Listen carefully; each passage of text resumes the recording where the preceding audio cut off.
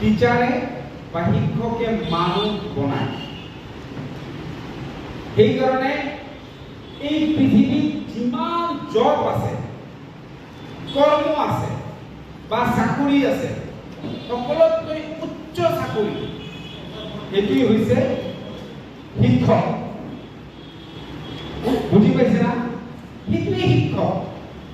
আজি বিশ্বৰ যিবিলাক উন্নত দেশ আছে, আপোনালোকে ফ্ৰান্স, জাপান, জাৰ্মানী, আমেৰিকা, এই উন্নত দেশবিলাকত একমাত্ৰ শিক্ষকে যদি কিবা ভুল কৰে, তাক যদি ভুলৰ কাৰণে উকিলে জেৰা কৰিব লাগে, কোৰ্টৰ কাঠ কৰা, একমাত্ৰ শিক্ষকক বহিবলৈ চেয়াৰ দিয়া হয়, ইয়াৰ বাহিৰে কাকো চেয়াৰ দিয়া নহয়।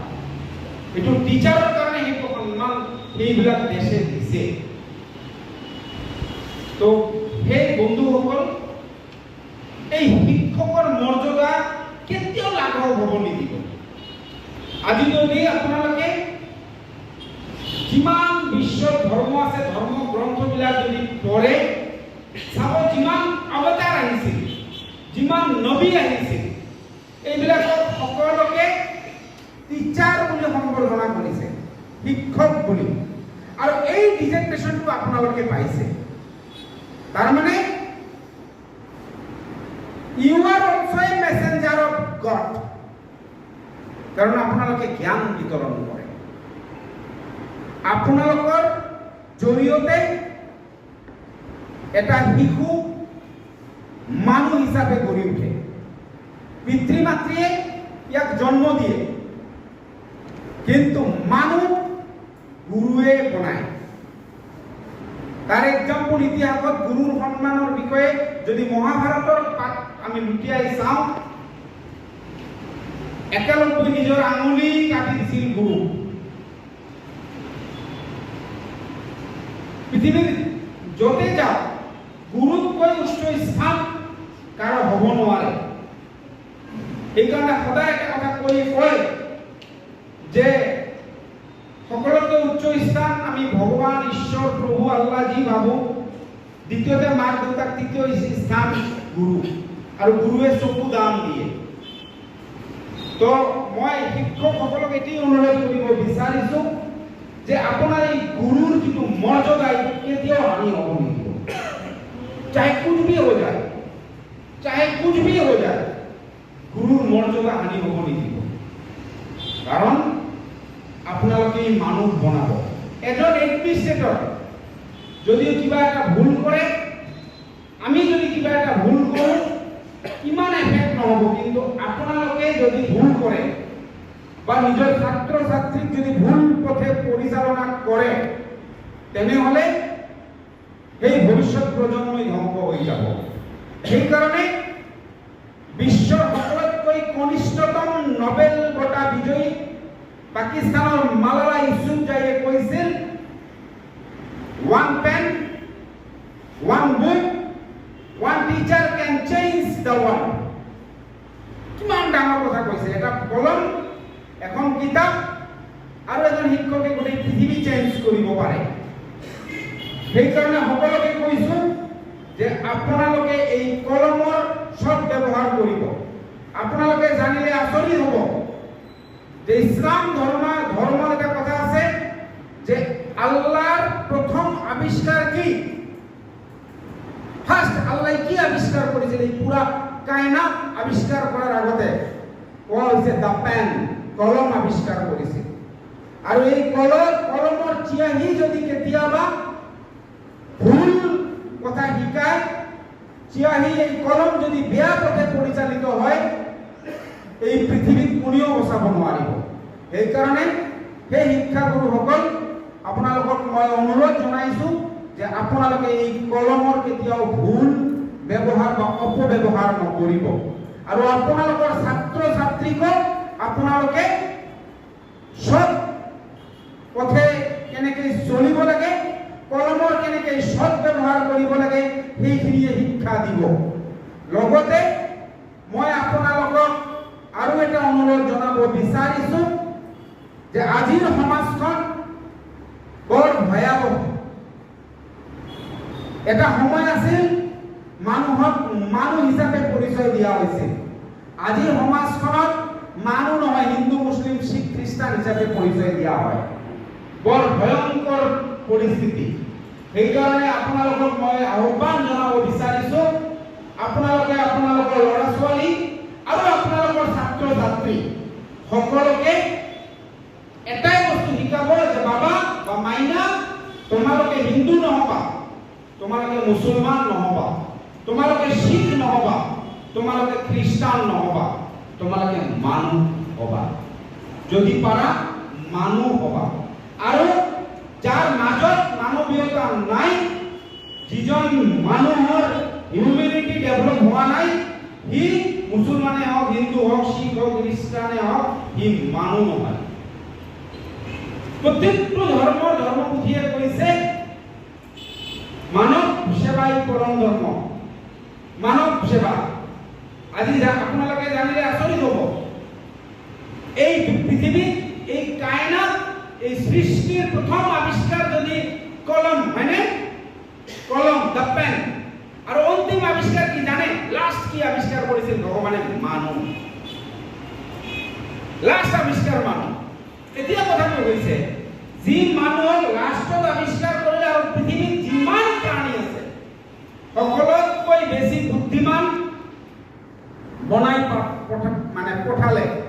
আৰু মানুহ একমাত্ৰ প্ৰাণী যি নিজেৰ বিবেক বুদ্ধিৰে বেলেগ কাম কৰিব পাৰে। ইয়াৰ বাহিৰে পৃথিৱীত আৰু কোনো প্ৰাণী নাই তেনেকুৱা যে নিজেৰ বিবেক বুদ্ধিৰে বেলেগ কাম কৰিব পাৰে। কিন্তু দুৰ্ভাগ্য, এই সৰ্বশ্ৰেষ্ঠ প্ৰাণী মানুহৰ মাজত কিছুমান পাৱাৰ হাংৰি, কিছুমান পইচাৰ খক থকা মানুহে এই পৃথিৱীখন মানুহ থকাৰ উপযোগী কৰি ৰাখা নাই। কিছুমান মানুহৰ ভুলৰ কাৰণে, কিছুমান মানুহৰ মানে নিজৰ স্বাৰ্থৰ কাৰণে পৃথিৱীখনত আজি পৃথিৱীখন ধ্বংসৰ মুখত। আপোনালোকে জানিলে আচৰিত হ'ব, পৃথিৱীত ইমান পাৰমাণৱিক অস্ত্ৰ তৈয়াৰ হৈছে, যদি এই পাৰমাণৱিক অস্ত্ৰবিলাক কেতিয়াবা ফুটে, কোৱা হৈছে যে প্ৰায় 50 বছৰত পৃথিৱী দেখা নাযাব। এই যে আমাৰ যে তিনিটা স্ফিয়াৰ আছে, ট্ৰপছ sphere, step sphere and Ayan sphere, এই ট্ৰপছ স্ফিয়াৰটো গোটেই ধূলা। 50 বছৰ কোনো প্ৰাণীক দেখা নাপাব। বুজি পাইছে? আজিৰ যুগত কি কম্পিটিশ্যন? আপুনি মোবাইল খোলক, টিভি খোলক, চাব নৰ্থ কোৰিয়াই কি বনালে, মিছাইল বনালে, তুৰ্কীয়ে কি বনালে, অমুক বনালে, ইণ্ডিয়াই কি বনালে, অমুক বনালে, বেলেগ দেশে কি বনালে, অমুক বনালে। খালি আৰ্মছৰহে কম্পিটিশ্যন চলিছে। তাৰমানে মানুহ মাৰা কম্পিটিশ্যন, প্ৰাণী মাৰা কম্পিটিশ্যন, হয়নে? অথচ গৌতম বুদ্ধই কৈ গৈছে যে মানুহকে সেৱা কৰক। স্বামী বিবেকানন্দ কইছে যে তোমরা মানুষকে সেবা করো। যদি তোমরা মানুষকে সেবা করো, মানুষ যদি তোমার উপরে খুশ থাকে, ভগবানও তোমার উপরে খুশ থাকে। কিমান ডাঙৰ কথা! এইবিলাক মানুহ মৰিও মৰ। তো সেইকাৰণে মই আৰু বেছি নকওঁ, আমি এটা সৰু প্ৰগ্ৰাম ৰাখিছোঁ। এইটো পিছতে প্ৰগ্ৰামটো আমি ষ্টাৰ্ট কৰিম।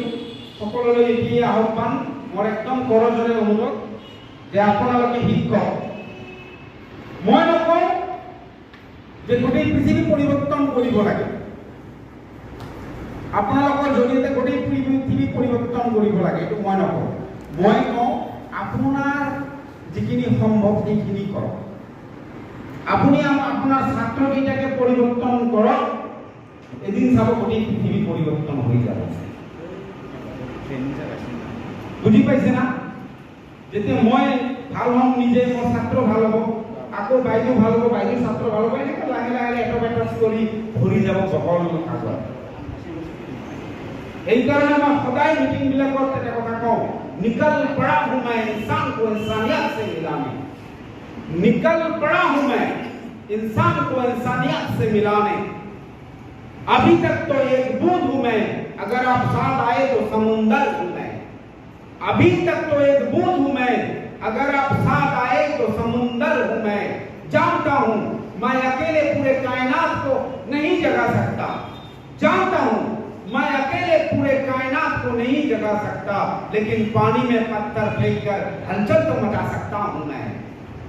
तो शिक्षक बंधुসকল আপোনালোকে জৰিয়তে গোটেই পৃথিৱী পৰিৱৰ্তন হ'ব বুলি মই নাভাবোঁ, কিন্তু আপোনালোকৰ এটা পাথৰ বুজি থাকে যে এই নদীৰ পানীৰ তৰংগৰ সৃষ্টি হ'ব। আপোনালোকে আৰম্ভ কৰক, মই আশা কৰোঁ আজিৰ পৰাই আৰম্ভ কৰক। আপোনালোকে খালি छोड़ दो दुनिया, मुझे सिर्फ अच्छा बनना है। মই নিজে ভাল হ'ব লাগে, এইটো মিশন লৈ আজিৰ পৰা যাওকচোন ইয়াৰ পৰা মেন্টালি প্ৰিপেয়াৰ হওক যে हे मेरे मालिक, मैंने हजारों गलतियां किया, बहुत सारे भूल मैंने किए, बहुत सारा पाप किया, मुझे माफ कर दो, आज से मैं ठीक होगा।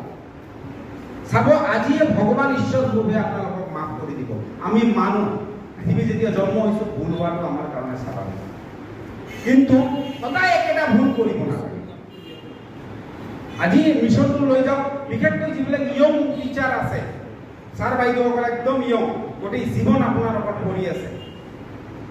কিছুমান টিচাৰ আছে সেই আজিৰ পৰা প্ৰায় 20 বছৰ আগত আমি পঢ়িছোঁ সিহঁতে আমাক পঢ়াইছে। এতিয়ালৈকে এই টিচাৰ যদি আমি দেখোঁ ভাইলে বিকুৱা লাগি যাওঁ। তো শিক্ষকৰ স্থান কোনেও ল'ব নোৱাৰে। মই নিজেও এটা সময়ত ভাবিছিলোঁ, ট্ৰাইও কৰিছিলোঁ যে যদি মই টিচাৰ হ'লো হয়, মই কিজানি শান্তিত থাকিলোঁ হয়। আৰু সঁচা কথা, মই যদি এনেকুৱা জব নহ'লে হয় আৰু বেলেগ জব পাইছোঁ, কিন্তু মই টিচাৰ একবাৰ চাকৰিটো পোৱা নাই। একবাৰ ট্ৰাই কৰিছিলোঁ, পোৱা নাই। আৰু বাকী সব জব যিটো ইণ্টাৰভিউ দিলোঁ পালোঁ, 3-4 নম্বৰ চাকৰি পালোঁ, কিন্তু টিচাৰটো নাপালোঁ। কিন্তু টিচাৰ মোৰ নিজৰ দেউতাকে এজন LP স্কুলৰ শিক্ষক, প্ৰধান শিক্ষক হৈ ৰিটায়াৰ্ড কৰিছে। মোৰ দেউতাকে কৈছোঁ কথা, আমাৰ গোটেই ফেমিলি শিক্ষক এক্সেপ্ট মোৰ বাহিৰে সকলোৱে এই টিচাৰ লাইনত চাকৰি কৰে। মই জানো, বহুতে মোক কয় যে টিচাৰৰ ফেমিলিৰ কাৰণে আপোনালোকৰ ফেমিলি ইম্পৰ্টেণ্ট। শিক্ষক ইয়াৰ ওপৰত কোনো চাকৰিও নাই, গেৰেণ্টি আপোনালোকে মনত ৰাখিব। মানে দ্বিতীয় সেকেন্ড গড বুলি যদি আপোনালোকক কোৱা হয় ভুল নকৰিব, কিন্তু এই মৰ্যাদাটো আপুনি ৰাখিব লাগিব। ঠিক আছে, তো সদৌ শেষত আকৌ এবাৰ সকলোলৈ ধন্যবাদ জনাইছোঁ।